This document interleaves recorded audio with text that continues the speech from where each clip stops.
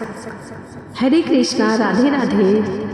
कैसे हैं आप लोग? आशा करती हूँ कि श्री हरि की कृपा आप सभी पर बनी रहे, आप सभी स्वस्थ हो और अच्छे हो। आज हम सुनेंगे शीतला माता की कहानी। होली के 7वें दिन सप्तमी के दिन माता शीतला की पूजा की जाती है। सभी लोग कहते हैं कि माता शीतला अन्य धन का भंडार भरती है, इसीलिए होली के 7वें दिन इनकी पूजा की जाती है। आइए अब हम इनकी कहानी सुनते हैं। एक गांव में एक कुम्हार रहता था। सभी लोग कहने लगे, माता आई, माता आई। इसकी खुशी में किसी ने हलवा बनाया, किसी ने पूड़ी बनाई। माता जी को गरम गरम खाने के लिए भोग लगाया। सभी बहुत खुश थे, परंतु माता जी के अंग अंग में जलन हो रही थी, वह जल रही थी। माता दौड़ी दौड़ी एक कुम्हार के घर गई और कुम्हार से कहा कि मेरा अंग अंग जल रहा है, मुझे ठंडी मिट्टी में लेटना है। ठंडी मिट्टी में लेटने से माता को थोड़ी सी ठंडक मिली और बोली, कुम्हार मुझे भूख लगी है।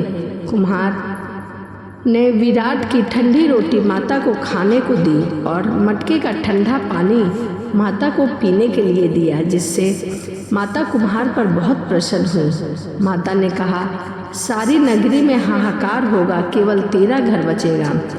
सारा नगर त्राही त्राही करने लगा और कुम्हार का घर बच गया। गांव वाले कहने लगे, कुम्हार तूने ऐसा क्या जादू किया जिससे सारा नगर तो नष्ट हो गया परंतु तेरा घर बच गया? कुम्हार ने कहा, मैंने कोई जादू टोना नहीं किया, मैंने तो बस माता शीतला की पूजा की है।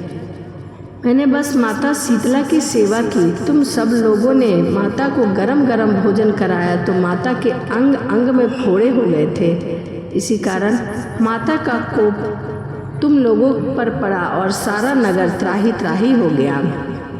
लोगों ने पूछा, माता कहाँ है? और कुम्हार कहने लगा कि माता तो नीम के पेड़ के नीचे ठंडी हवाओं में बैठी है। गांव वाले माता के पास गए और विनती करने लगे। माता बोली, तुमने मुझे गरम भोजन कराया जिससे मेरी जीभ में छाले हो गए।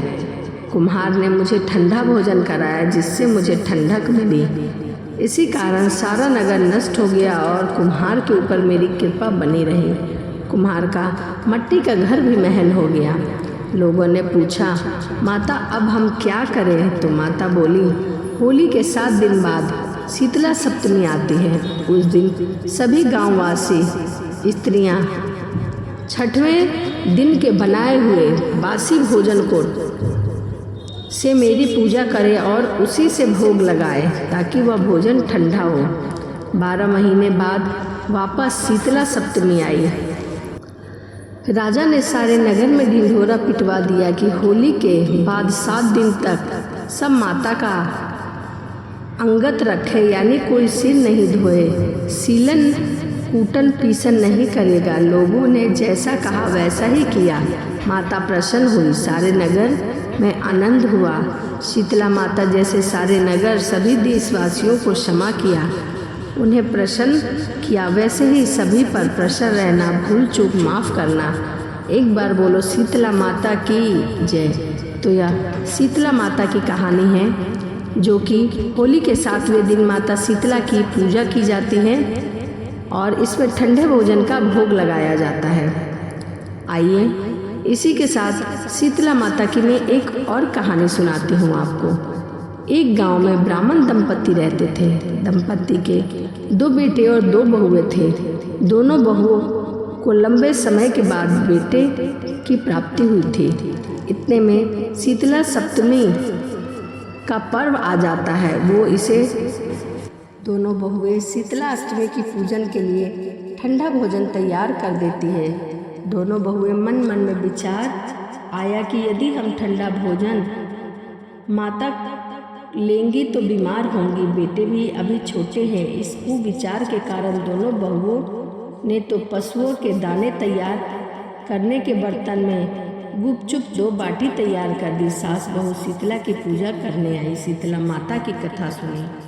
बाद में सास तो शीतला माता के भजन करने बैठी। दोनों बहुएं बच्चे रोने का बहाना बनाकर घर आई। दाने के बर्तन से गरम गरम रोटला निकाले, चूरमा किया और पेट भर खा लिया। सास ने घर आने पर बहुओं से भोजन करने के लिए कहा। बहुएं ठंडा भोजन करने का दिखावा करके घर के काम करने लगी। सास ने कहा, बच्चे कब से सोए हुए हैं, उन्हें जगाकर भोजन करा दो।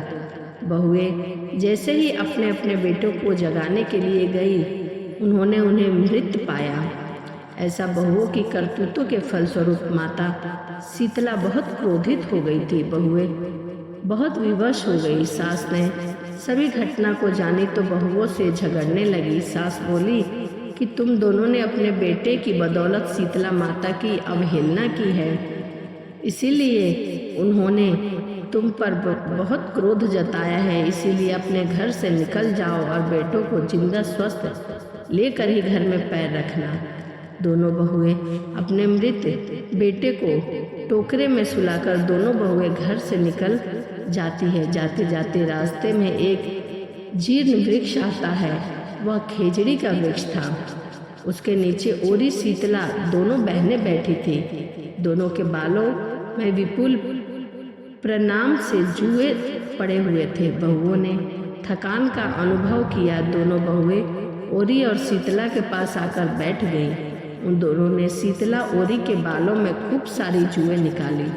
जुओं का नाश से ओरी और शीतला ने अपने मस्तक में शीतलता का अनुभव किया। कहा, तुम दोनों ने हमारे मस्तक को शीतल ठंडा किया है, वैसे ही तुम्हें अपने पेट में शांति मिले।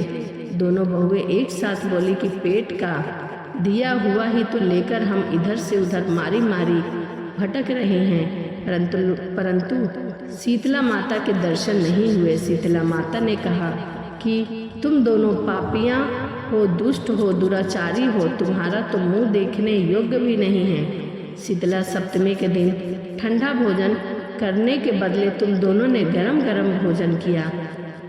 यह सुनते ही बहुओं ने शीतला माता जी को पहचान लिया। देवरानी जेठानी दोनों माता का वंदना करने लगी, गिड़गिड़ाने लगी और कहने लगी, हम भोली भाली हैं, अनजान थे, हमने गरम खा लिया। आपके प्रभाव को हम जानते नहीं थे। आप हम दोनों को क्षमा करें। पुनः ऐसा दृष्ट कृत्य हम कभी नहीं करेंगे, ऐसा अपराध हम कभी नहीं करेंगे। इसके पश्चात भरे वचनों को सुनकर दोनों माताएं प्रसन्न हुई। शीतला माता ने मृतक बच्चे को जीवित कर दिया।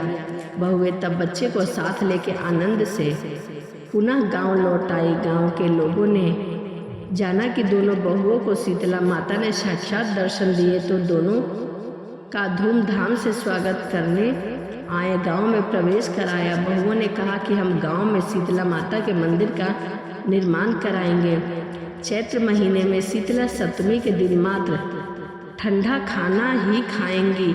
शीतला माता ने बहुओं पर जैसी अपनी दृष्टि की वैसी कृपा सब पर करे। श्री शीतला माता सदैव शांति बनाए रखे और शीतलता और आरोग्य दे। तो यह माता शीतला की कहानी थी। एक बार बोलिए शीतला माता की जय। आप भी कमेंट करके बताइएगा कि क्या आपके घर में शीतला माता की पूजा होती है, और होती है तो कैसे होती है, कमेंट करके ज़रूर बताइएगा। क्योंकि कहीं कहीं पर माता शीतला की पूजा होती है, कहीं कहीं पर नहीं होती है। सबका अपना अपना अलग अलग रिवाज है। तो यह शीतला माता की कहानी थी। वीडियो आपको कैसी लगी कमेंट जरूर करिएगा। तो चलिए इसी के साथ कहानी को समाप्त करते हैं और मिलते हैं अगली कहानी में। राधे राधे, जय श्रीमन नारायण, हरे कृष्णा। एक बार बोलिए शीतला माता की जय।